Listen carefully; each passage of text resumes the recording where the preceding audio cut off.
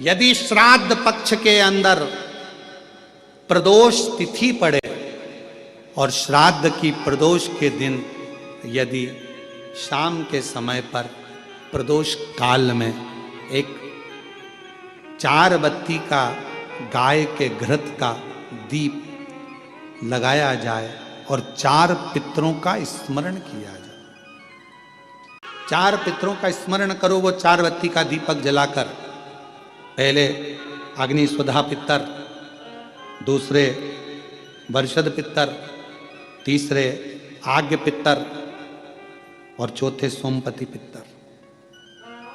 इन 4 पितरों को नमन करो, प्रणाम करो और वो 4 बत्ती का दीपक या तो पीपल के वृक्ष के नीचे या मेरे शिवालय में जो प्रदोष के दिन अंकित कर देता है, जला देता है, प्रकट कर देता है।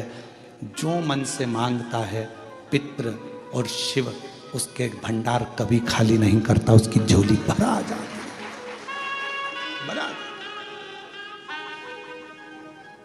कौन से दिन?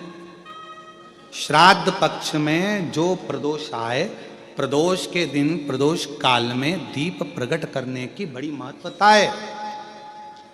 आपने 16 दिन अगर ब्राह्मण को भोजन नहीं कराया है, 16 दिन अगर तुमने अन्नदान नहीं करा है, 16 दिन अगर कोई दान नहीं दिया है, तो भी यदि प्रदोष के दिन श्राद्ध पक्ष में जो प्रदोष आएगी, उस प्रदोष के दिन श्राद्ध पक्ष के 16 दिन के अंदर जो प्रदोष आए, प्रदोष काल में चौमुखी दिया 4 पितरों का जिनका नाम अभी वर्णन किया उनका स्मरण कर कर यदि प्रज्वलित किया जाए तो उसका फल अधिक मिलता है। और जो कामना कर कर हम दीप लगाते हैं वो कामना हमारी वर्ष भर पूरा नहीं होता और बाबा उस कामना को पूर्ण कर देता है, पितृ पूर्ण कर देते हैं। तुम अपने पितरों का नाम लो और लगाओ चक, क्योंकि ये 4 पितृ 4 दिशाओं से हमको सुरक्षित रखते हैं। अग्निस्वध पितर हमारे पूर्व दिशा से हमें सुरक्षित रखते हैं। वर्षद पितर हमें दक्षिण दिशा से सुरक्षित रखते हैं। और महाराज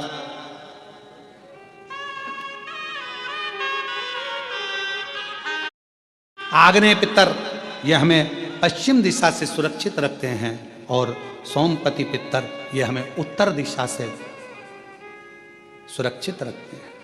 ये वो पितर हैं जिनका नाम लेकर यदि प्रदोष काल में प्रदोष के दिन श्राद्ध पक्ष में अगर दीप 4 बत्ती का घृत का लगाया जाता है, या तो शिवालय में या पीपल के वृक्ष के नीचे, अगर वहाँ नहीं लगा सकते तो तुलसी के पौधे के नीचे उसके सामने, या बट वृक्ष के सामने, या आंवले के वृक्ष के सामने, या बेलपत्र के वृक्ष के सम्मुख में, कहीं पर भी अगर इस दीप को लगाया जाता है और शिव का नाम लेकर उसको प्रज्वलित किया जाता है तो पितृ और शिव आपका कार्य सफल जरूर करते हैं और रक्षा जरूर करते हैं। हम तो यहां तक कहेंगे, किसी को स्वप्न आते हो, स्वप्न में भय हो जाता है, बच्चा एकदम रोकर उठ जाता है, चिड़चिड़ा हो जाता है, व्यक्ति के अंदर द्वेष उत्पन्न होने लगता है, क्रोध आने लगता है, बहुत ज्यादा टेंशन है, डिप्रेशन है, मानसिक चिंता है, उसको हम कहेंगे इस दीप को जरूर जला, उसको लगाना चाहिए। पितरों का नाम लेकर 4 पितरों का स्मरण कर कर राजा रुचि ने अपने पितरों के निमित्तार्थ ये कर्म किया। तभी इस कर्म को जैसे ही करा था, करते ही राजा रुचि को जो चाहिए था वो मिलने लगा। सामने से एक नदी के सम्मुख से एक स्त्री, सामने से एक सुंदर अप्सरा प्रमलोचना निकल कर बाहर आई और मैं अप्सरा हूं प्रमलोचना। आपने पितरों को तृप्त करा है दीप लगाकर, क्या चाहिए तुम्हें? मेरा विवाह नहीं हो रहा, कोई कन्या चाहिए। राजा वरुण की पुत्र की पुत्री मालती जो तुम्हें वर्णन कर, तो पितृपक्ष में प्रदोष के दिन 16 श्राद्ध में जो पितृपक्ष चल रहा है, 16 श्राद्ध चल रहे हैं, इसके अंदर जो प्रदोष आए उस प्रदोष के दिन प्रदोष काल में एक चौमुखी दिया, 4 बत्ती का दिया गाय के घी का, या तो पीपल का वृक्ष हो, बेलपत्र वृक्ष हो, या आंवले का वृक्ष हो, या बट वृक्ष, 4 पितरों का नाम लेकर और शिव का नाम लेकर उसको प्रज्वलित करो। पितृपक्ष में जो शिवरात्रि आ रही है, बेटा बेटी का विवाह 35 साल 40 साल 30 साल हो गए, शादी नहीं हो रही हो, जिस बेटा बेटी का संबंध नहीं हो रहा, उससे निवेदन है उस पितृपक्ष की शिवरात्रि के दिन एक बूंद घी, गौ माता का घृत, गाय के दूध से बना हुआ घी एक उंगली में जरा सा लगाकर जिस लड़का लड़की का विवाह नहीं हो रहा हो वो लेकर जाए, शंकर के शिवलिंग पर उसका लेपन करे और उसी उंगली को अशोक सुंदरी वाली जगह पर पीवरी के नाम से, पितृपक्ष में सुखदेव जी महाराज की धर्म पत्नी पीवरी के नाम से अगर अशोक सुंदरी वाली जगह पर लगाकर एक लोटा जल भगवान शंकर को समर्पित कर दे तो उसका विवाह होता है। निवेदन, अगर बन सके, जिनके घर में संतान का सुख नहीं है, अगर ये शिवरात्रि जो आ रही है श्राद्ध पक्ष की शिवरात्रि मतलब पितृ और महादेव दोनों का वर हमको प्राप्त होता है। मान लो घर में पितृदोष हो गया, आहुत दोष हो गया, वास्तु दोष हो गया, काल सर्प दोष हो गया, सारे दोष तुम्हारे पास में, कोई ने कह दिया मंगल हो गया, कोई ने कह दिया शनि चढ़ गया, कोई ने कह दिया बुध चढ़ गया, कोई ने कह दिया गुरु चढ़ गया, कुछ भी चढ़ जाए, तुम महादेव के पास जाइए। संतान का अगर सुख नहीं है तो बाबा देवादिदेव महादेव को घृत का लेपन कर कर उसी घृत का थोड़ा सा पान घर पर आकर दोनों पति पत्नी उसी घृत को लाकर उसका पान करो, घृत का लेपन करो, बाबा को जल चढ़ाओ। अगर लेपन नहीं कर सकते तो थोड़ा सा चढ़ाकर भी अगर लेकर आओगे और वो घृत का पान अगर करा है तो संतान का सुख होता ही है।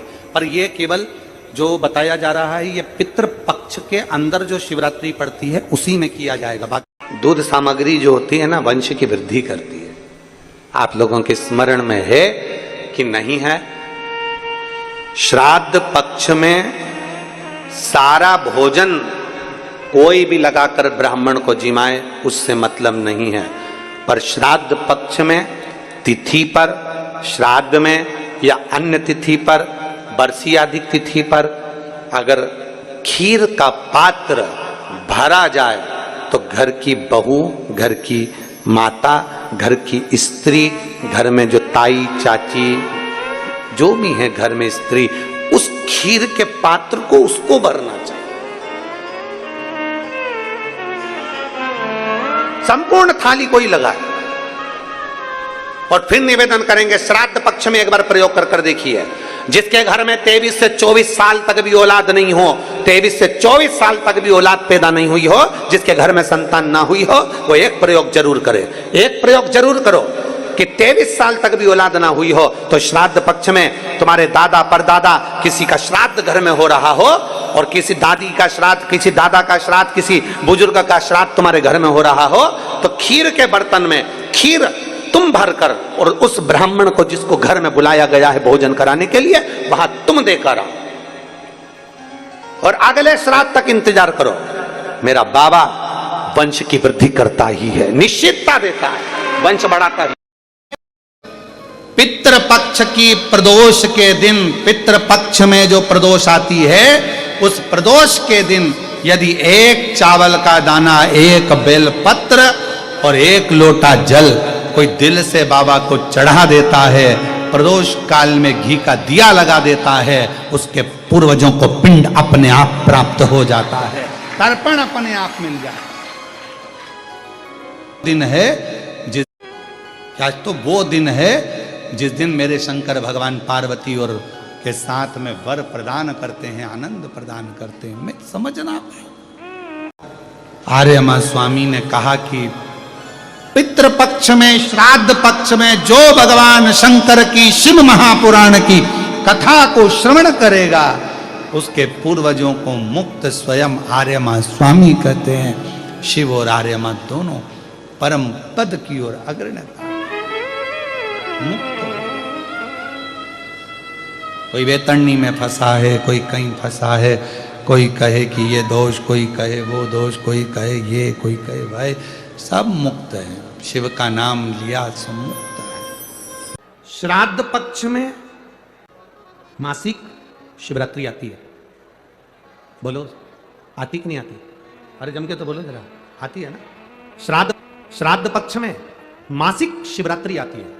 एक श्वेत पुष्प कि श्राद्ध पक्ष में शिवरात्रि आती है और शिवरात्रि के दिन शिवरात्रि के एक पुष्प का वर्णन क्या कहता है हमारा शास्त्र, शिवरात्रि का एक लोटा जल क्या वर्णन करता है हमारा शिव महापुराण। तेरी कृपा बिना न हिले एक भी अणु, लेते हैं श्वास तेरी कृपा से। एक बेलपत्र का, एक पुष्प का क्या वर्णन है, एक पुष्प का क्या आनंद है, एक पुष्प का क्या रस तत्व है, ये शिव महापुराण की कथा वर्णन करती है। इस शिवरात्रि की कितनी महत्वता होती है। शिव महापुराण की कथा कहती है, भाई श्राद्ध पक्ष में पड़ने वाली शिवरात्रि का स्मरण जरूर करिएगा।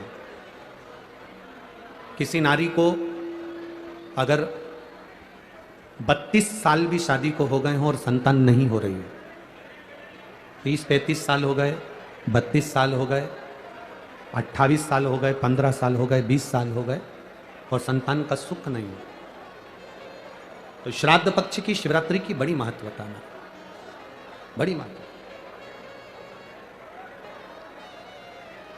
तो शिवरात्रि का बड़ा महत्व है। पुष्प आप लोग भी निवेदन है, बाबा देवादिदेव पक्ष की शिवरात्रि के दिन बाबा देवादिदेव महादेव को एक सफेद पुष्प समर्पित कर देने पर अपने मन की कामना कर कर बाबा देवादिदेव महादेव 3 महीने वो कामना पूर्ण करता है।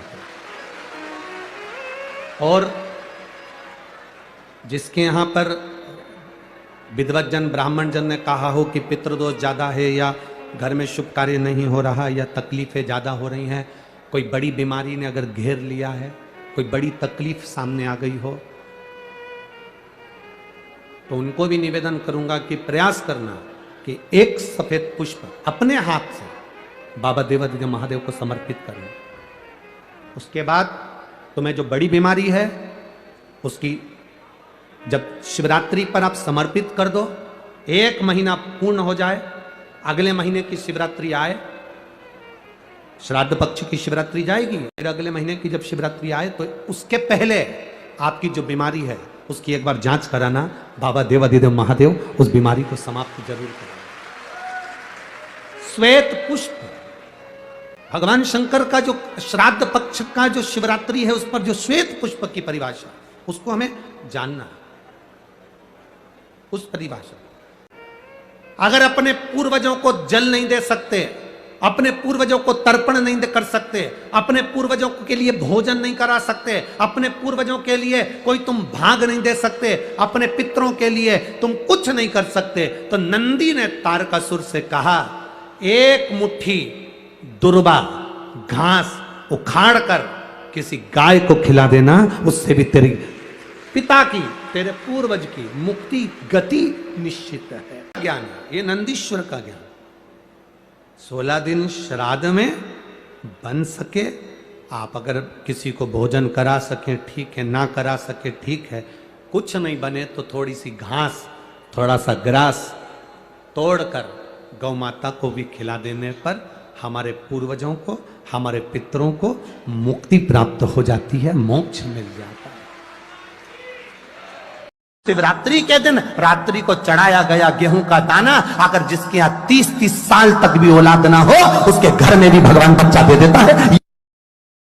महापुराण की कथा कहती है, श्राद्ध पक्ष में पड़ने वाला प्रदोष का व्रत किसी भी दिन पड़े, चाहे सोम हो, मंगल हो, बुध हो, गुरु हो, शुक्र हो, शनि हो, कोई से भी दिन पड़े, जो प्रदोष काल के समय 3 कलश में दूध लेकर उसमें काली तिल डालकर, जौ डालकर और उसमें थोड़ा सा डाब डालकर, डाब मतलब कुसा डालकर पीपल, बड़ और बेलपत्री के पेड़ के नीचे चढ़ा देता है, उसके घर में कभी संपदा की कमी नहीं होती महाराज। लक्ष्मी कभी समाप्त नहीं हो सकती। दुकान, व्यापार, व्यवसाय, फैक्ट्री कुछ भी अगर खड्डे में भी जा रही है तो उबर जाती है। श्राद्ध पक्ष के प्रदोष का इतना महत्व होता है, पर प्रदोष काल में ही चढ़ेगा, शाम के समय प्रदोष काल पीपल के नीचे, बट वृक्ष के नीचे, बड़ के पेड़ के नीचे, बेलपत्री के नीचे घी का दिया लगाकर आप दूध समर्पित करो, स्टील के पात्र में थोड़ा सा दूध लेकर कटोरी में ले जाओ, अगर पात्र भर कर नहीं ले जा सकते तो कटोरी पर ले जाओ, समर्पित। शिव का सबसे प्रिय अगर कोई व्रत है तो प्रदोष का ही व्रत है। शंकर को राजी है वो व्रत, क्योंकि शिव और पार्वती का दोनों का मिलन का व्रत है, भगवान शंकर के मिलन का व्रत है। भगवान मार्कंडे बाबा से कहा, भगवान शंकर ने, मार्कंडे जी आपने शिव आराधना करी है, आपने माता पार्वती का वर प्राप्त करा है, इसलिए आप चिरंजीवी भव हो गए महाराज, आपके प्राण नहीं चाहिए। मार्कंडू जी ने भगवान शंकर से हाथ जोड़कर निवेदन करा, जो दुनिया में कोई नहीं कर सकता वो आपने कर दिया। शंकर जी कहते हैं ये मैंने नहीं करा, भोलेनाथ कहते हैं ये तो इसके भजन का प्रताप है। अगर आपको लग रहा है कि दुख समाप्ति नहीं हो रहा है, एक बीमारी से उठे दूसरी बीमारी में लग गए, फिर कोई दुख आ गया, फिर कोई दुख आ गया, फिर कोई तकलीफ आ गई, फिर कोई तकलीफ आ गई, बार बार आपको लग रहा है कि दुख पीछा ही नहीं छोड़ रहा है, प्रदोष के दिन, प्रदोष काल में 2 जगह दिए लगाना प्रारंभ कर दो। पहला, बेलपत्री के वृक्ष के नीचे पहला दिया प्रदोष काल में, प्रदोष के दिन बेलपत्री के वृक्ष के नीचे, और दूसरा दिया अपने दरवाजे की चौखट के बाहर, मतलब अपन बाहर खड़े होंगे, अंदर की ओर दिया नहीं, बाहर की ओर एक दिया बेलपत्र के नीचे, देवाधिदेव महादेव से प्रार्थना कर कर, हे शिव शंकर, हे गौरी शंकर, हे शिव, आज प्रदोष का दिन, प्रदोष काल में आप भ्रमण के लिए निकलोगे नंदीश्वर के साथ में, ऐसी कृपा करना, आपके लिए मैंने द्वार सजाया है भोलेनाथ, आपकी दृष्टि मेरी चौखट पर भी कर देना, मेरी जिंदगी संवर जाए। इसलिए 2 दीप स्मरण करो। जिस दिए को आप लगाओगे प्रदोष के दिन, प्रदोष काल में, एक दिया बेलपत्री के वृक्ष के नीचे लगाया है, और दूसरा दिया जब आप कहते हैं घर में प्रवेश करोगे तो राइट हैंड पर ही लगाएं। कौन से हैंड पर लगाएं?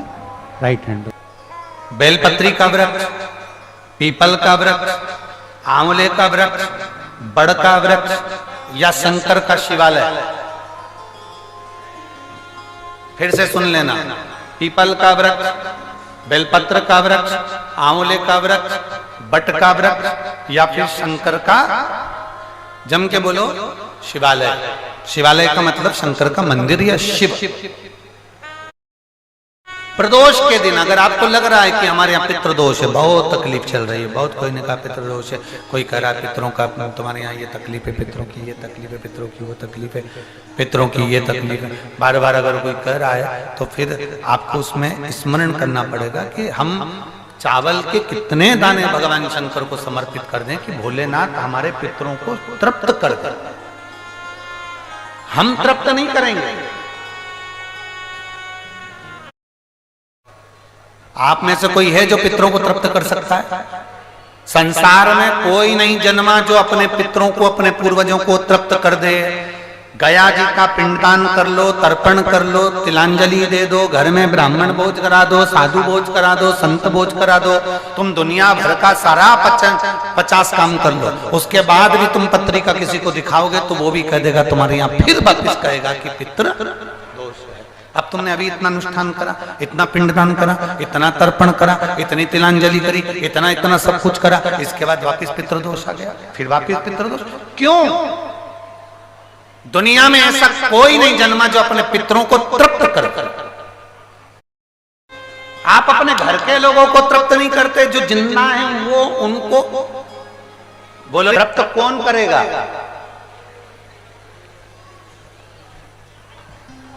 जिनकी शरण में पितर है, वास्तु के देवता भगवान शंकर, काल सर्प दोष के देवता भगवान शंकर, जितने दोष होते हैं पितृदोष के देवता भगवान शंकर, तो हम तृप्त नहीं कर सकते। अगर इनको तृप्त करेंगे तो देव अधिदेव महादेव करेंगे। 7 चावल के दाने, या तो पीपल, बेलपत्र, प्रेशर गला पकड़ रहा हल्का सा, पीपल, बेलपत्र, आंवला, बटवृक्ष या फिर शिवालय।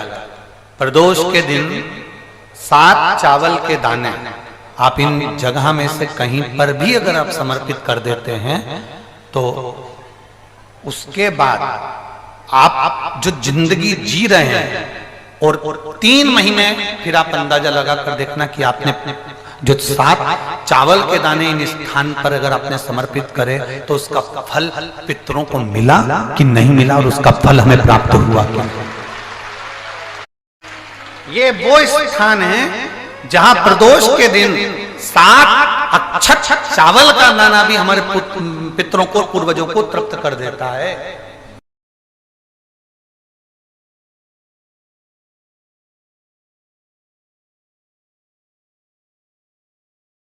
पितरों को एक पद पर प्रतिष्ठित कर दिया जाता है जिसको देव पितर कहते हैं।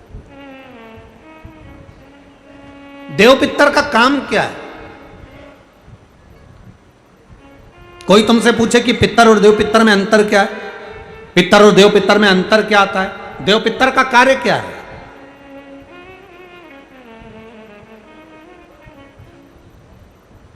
हम जब भी कोई पूजन करते हैं तो कहते हैं पितृ देवता, बोलते कि नहीं बोलते? पर आज तक हम अब यह नहीं बोलते कि देव पितर का कार्य क्या, देव पितर क्या है।